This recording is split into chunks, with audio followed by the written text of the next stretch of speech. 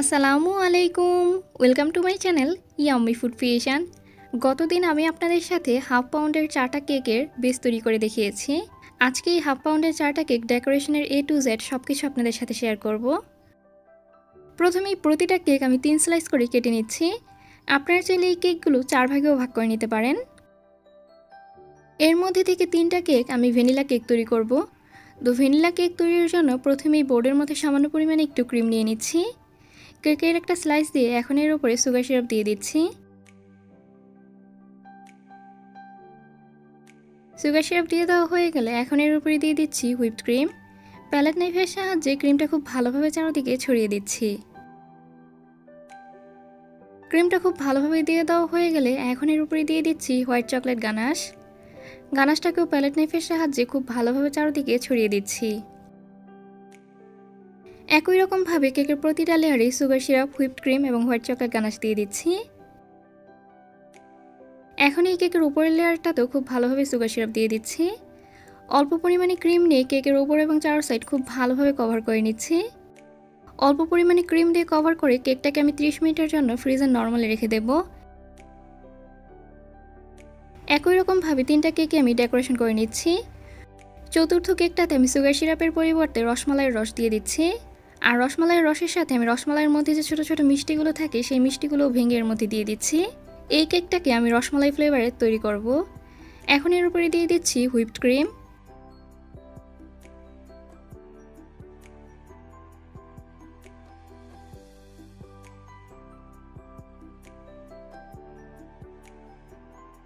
অল্প পরিমাণে ক্রিম দিয়ে এখন এই কেকটাকেও খুব ভালোভাবে কভার করে নিচ্ছি।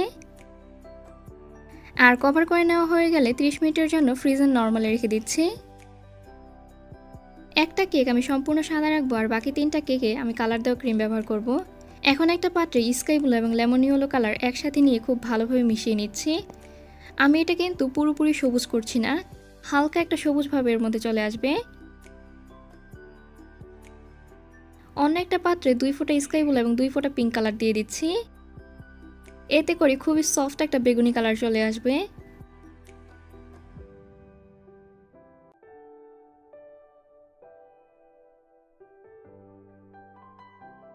আর অন্য বাটিতে আমি 2 ফোঁটা পিঙ্ক এবং 1 ফোঁটা অরেঞ্জ কালার দিয়ে দিচ্ছি।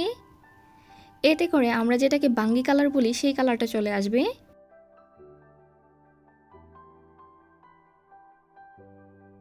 প্রথমেই আমি আপনাদের সাথে হালকা অরেঞ্জ কালার কেকটা ডেকোরেশন শেয়ার করছি। প্রথমেই ক্রিম দিয়ে এর ওপর এবং চারপাশ খুব ভালোভাবে কভার করে নিচ্ছি।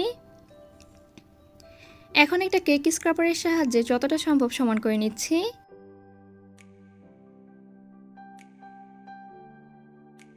এখন একটা রোজ নজেলের সাহায্যে কেকের উপরে 5টা ফুল তৈরি করে নিচ্ছি। আপনারা দেখেই নিশ্চয়ই বুঝতে পারছেন এই ফুলটা আমি কিভাবে তৈরি করছি। এই ছোট সাইজের কেকের জন্য আমার এই নজলটা বেশ বড় হয়ে গেছে। আপনারা চেষ্টা করবেন এখানে ছোট সাইজের রোজ নজল ব্যবহার করতে। এখন এই একই রোজ নজলের সাহায্যে কেকের নিচেও একটা বর্ডার তৈরি করে নিচ্ছি।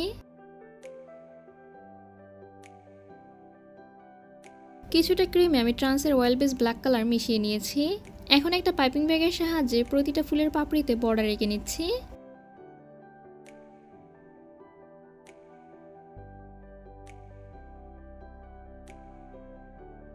সবশেষে এই কেকের মাঝে ছোট সাইজের কিছু হোয়াইট পালস দিয়ে দিচ্ছি। আমাদের প্রথম কেকটা এখন পুরোপুরি তৈরি।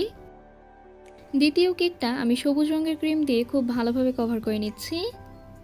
এই কেকটাতে আমার একটা সমস্যা হয়ে গিয়েছিল, যেহেতু ছোট সাইজের কেক এবং ক্যামেরার কারণে আমি বুঝতে পারছিলাম না কেকটা যে বাঁকা হয়েছে।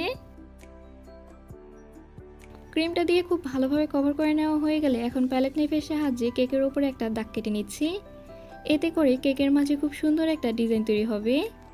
এখন একটা লিফ নজেলের সাহায্যে কেকের উপরে একটা বর্ডার তৈরি করে নিচ্ছি।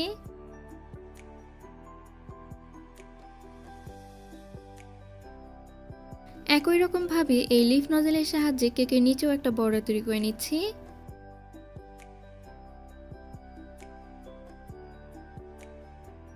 এখন ব্ল্যাক কালারের ক্রিম দিয়ে কেকের মাঝে হ্যাপি বার্থডে লিখে নিচ্ছি। আপনারা আপনাদের পছন্দ মতো যে কোনো কিছু লিখে নিতে পারেন।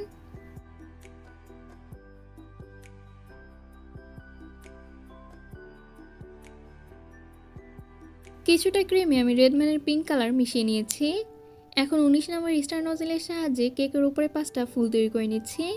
একই রকমভাবে এই নজলের সাহায্যে কেকের নিচেও কয়েকটা ফুল তৈরি করে নিচ্ছি। আমাদের দ্বিতীয় কেকটাও এখন পুরোপুরি তৈরি। তৃতীয় কেকটাতে আমরা যে পার্পল কালার তৈরি করে রেখেছিলাম সেই পার্পল কালারের ক্রিম দিয়ে কেকের উপর এবং চারো সাইড খুব ভালোভাবে কভার করে নিয়েছি। এখন একটা স্ক্রাপার এবং প্যালেট নাইফের সাহায্যে যতটা সম্ভব সমান করে নিচ্ছি।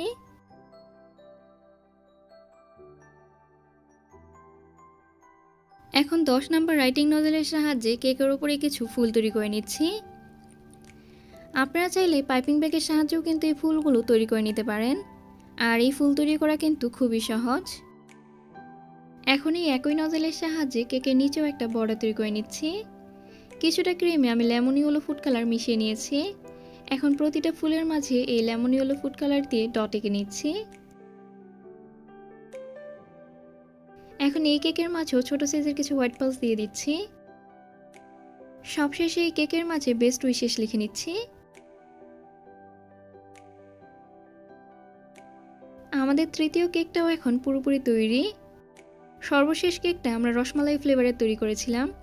তো এই কেকটার উপরে আমি আর কোনো ধরনের কালার ব্যবহার করছি না। ক্রিম দিয়ে এখন এই কেকের উপরে এবং চারো সাইড খুব ভালোভাবে কভার করে নিচ্ছি।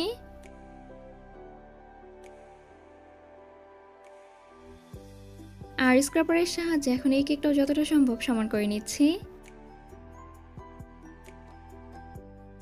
একদম ছোট সাইজের রোজ নজল মানে 103 নম্বর রোজ নজলের সাহায্যে এখন এই কেকের উপরে কিছু পাপড়ি তৈরি করে নিচ্ছি।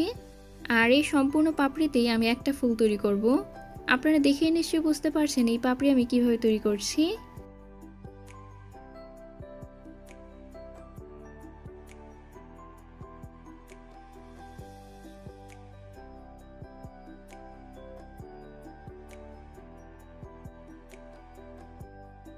একই রকমভাবে সম্পূর্ণ কেকটা ডেকোরেশন করে নেওয়া হয়ে গেলে এখন এই কেকের উপর একটা রসমালাই দিয়ে দিচ্ছি।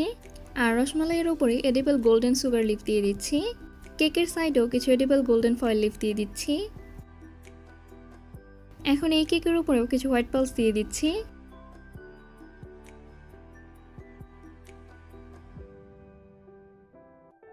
সবশেষে লিফ নজলের সাহায্যে এই কেকের নিচে একটা বর্ডার তৈরি করে নিচ্ছি।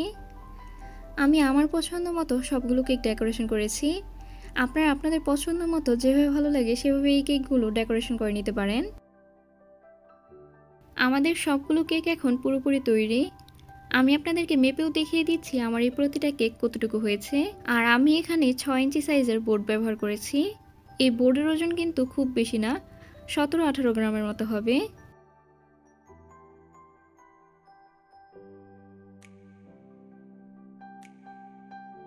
বোর্ডের ওজন বাদ দিয়ে প্রায় প্রতিটা কেকই হাফ পাউন্ড হয়েছে।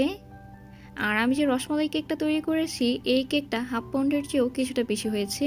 যেহেতু রসমালাই ব্যবহার করেছি এবং একটু ভারী ডেকোরেশন এর জন্যই কিন্তু এই কেকটার ওজন অনেক বেশি হয়েছে। ছোট ছোট এই কেকগুলো দেখতে কিন্তু খুব কিউট লাগে।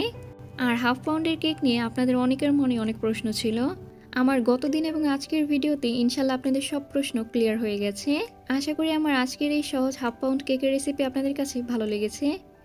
ভালো লেগে থাকলে প্লিজ আমার চ্যানেলটা সাবস্ক্রাইব করবেন। আর যারা সাবস্ক্রাইব করেছেন তাদেরকে অসংখ্য ধন্যবাদ। সবাই অনেক বেশি ভালো থাকবেন, সবাই সবার জন্য দোয়া করবেন। আল্লাহ হাফিজ।